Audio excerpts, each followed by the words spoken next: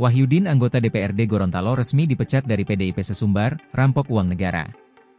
Nasib Wahyudin Moridu, anggota DPRD Provinsi Gorontalo yang sesumbar rampok uang negara biar miskin. Ia kini dipecat dari jabatannya. Hal ini dibenarkan Dewan Pimpinan Pusat, DPP, PDI Perjuangan.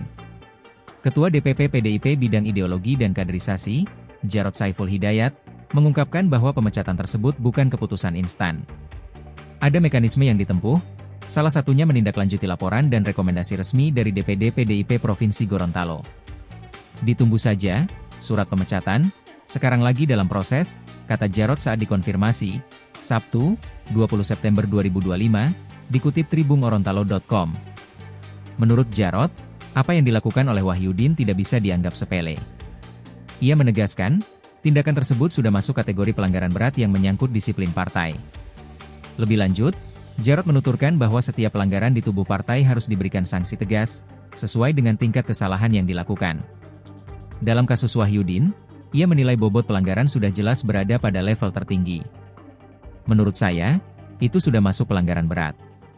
Lagi di proses pemecatan pada yang bersangkutan, itu juga sesuai dengan surat laporan dan rekomendasi dari DPD PDI Perjuangan Gorontalo disertai dengan bukti-bukti yang cukup, ujarnya. DPP PDIP disebut Jarod tak akan menutup mata terhadap dinamika yang terjadi di lapangan, terlebih kasus Wahyudin telah menimbulkan kegaduhan besar di tengah masyarakat. Download Tribun X sekarang, menghadirkan lokal menjadi Indonesia.